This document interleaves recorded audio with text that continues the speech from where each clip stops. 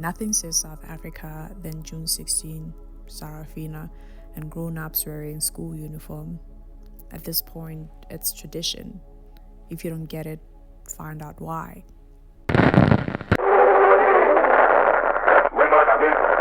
just wanna feel good.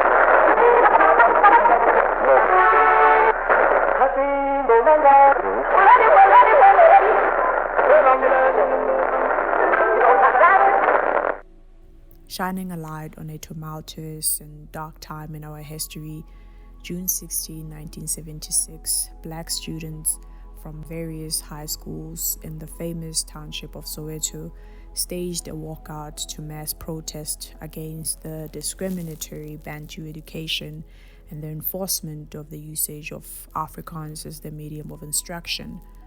Intended to be a peaceful march that was to culminate at the Orlando Stadium, students were confronted by heavily armed policemen, and as tensions escalated, so did the violence. Countless people lost their lives, including 13-year-old Hector Peterson, who was the first fatality as the crowd dispersed and mayhem ensued. Known today as the Soweto Uprising and marked as a national holiday for us to remember and to never forget, it is called Youth Day, and it is meant to honor and commemorate those who bravely fought and fell on that fateful day. It has become custom to wear school uniform as a symbol of respect, but also to signify that those were school children.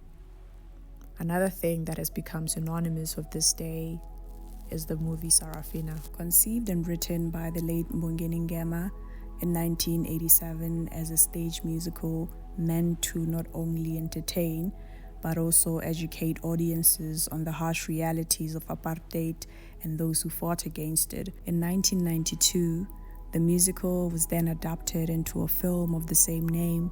The story is about Sarafina, a spirited and imaginative schoolgirl who navigates the turbulent socio-political landscape of apartheid South Africa as her innocence is snuffed by the oppressive and brutal realities of her time. It's a coming-of-age story, really, where we meet Sarafina having big dreams of becoming a star or as influential as a Nelson Mandela.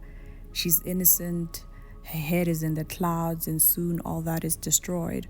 Told against the backdrop of the township of Soweto and inspired by the Soweto uprising, the story's pivotal moments echo those of the uprising, in which Sarafina witnesses some of her friends unalived, and she and the rest of the survivors get rounded up to prison.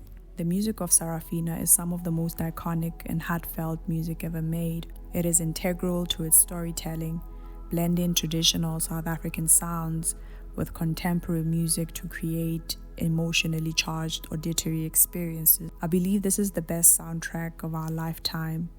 Each song serves to advance the narrative, deepen character development, and underscore the film's themes of resilience, hope, and resistance. Performed by Leleti Khumalo and the ensemble cast, this title track introduces us to Sarafina's world and a glimpse into her wildest dreams of being desired and adored as a star. It's full of energy, signifying Sarafina's innocence, and with lyrics such as "Sarafina, when you talk the way you talk, body temperature begins to rise. I love you, Sarafina. Sarafina, please don't run away from me." Paired with the outstanding production featuring upbeat rhythms and choral harmonies, the song sets the tone and beautifully captures the vibrancy of Soweto, its youth, and the spirit of Sarafina. And we can't talk about the soundtrack without mentioning the iconic choreography that is still performed to this day. The choreo is dynamic, expressive, and full of energy. I too was part of the Sarafina dance crew when I was growing up, and to this day, whenever the soundtrack is played, I just gotta do the dance.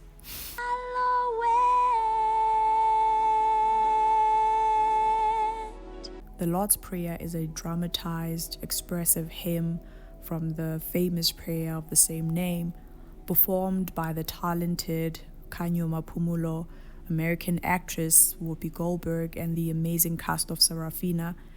This is another song that goes hand in hand with the choreography. This beautiful scene has us meeting Miss Masombuka, the arts and drama teacher, and Sarafina's favorite teacher. The story of Sarafina is not complete without Miss Masombuka.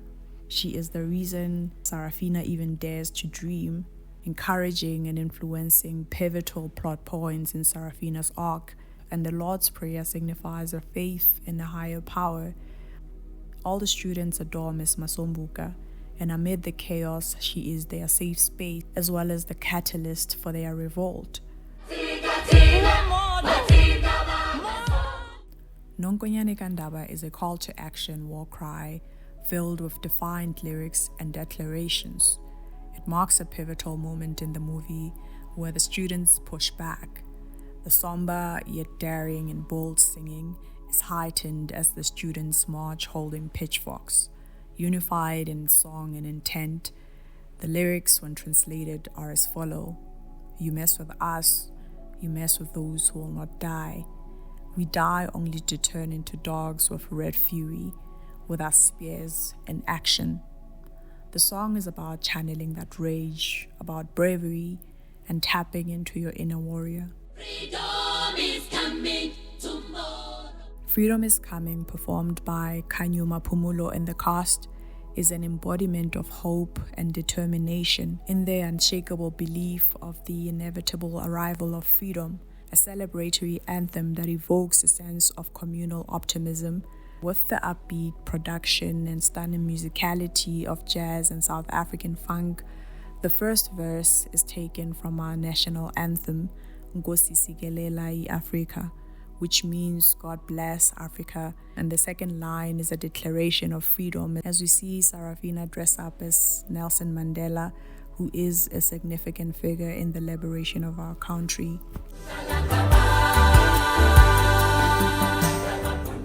Sabela, performed by the talented Thandi Zulu in the cast, is one of the emotionally charged songs. It's so emotive and lyrically jarring, especially if you pair it with the scene where they come for Constable Sabela. It's a very hard scene to watch. I also love Thandi Zulu's voice. She sounds so emotive and powerful, and this song has some of the best harmonies and intonations, depicting a harsh reality of the choices that people made during that time.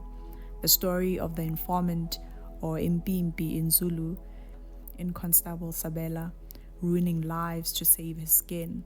The translated lyrics read, "You snitch on our people to the Boers, talking about people's businesses. You gain through our people's blood 100 rand for a man's life. You have finished them. Humanity is gone." It's such a sad and yet beautiful song. I cry every time I listen to it.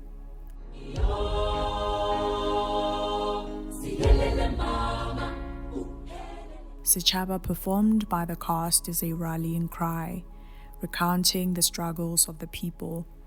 It talks about the fall and destruction of the black family, as the men were taken away from their families to go work in the mines, and young men were exiled from their homes, while women and children were left behind to fend for themselves.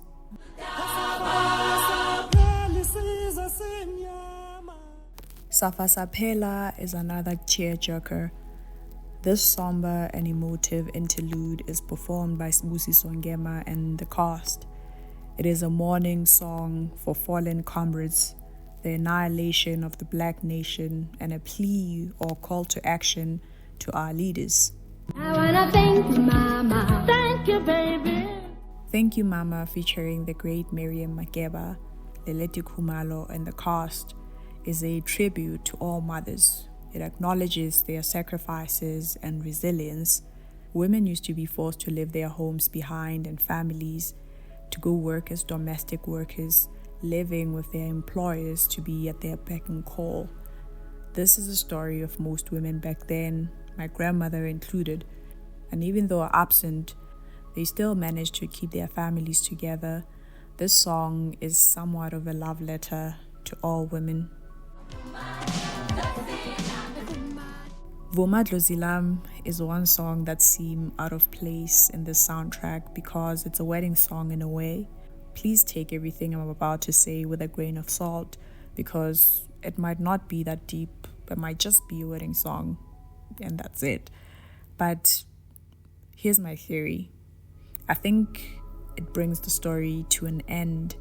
It brings closure. It is essential as it signifies the rebuilding of the Black family through marriage. It's a happy song about a bride who's happy to join her groom's family, a spiritual invocation that calls upon the ancestors for guidance, carried out in a joyous atmosphere. But again, it might be a stretch. Either way, it's a beautiful song.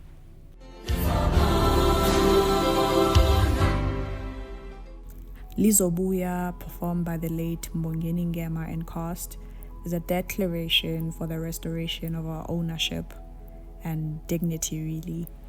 Just like freedom is coming, it echoes the unshakable faith in that belief.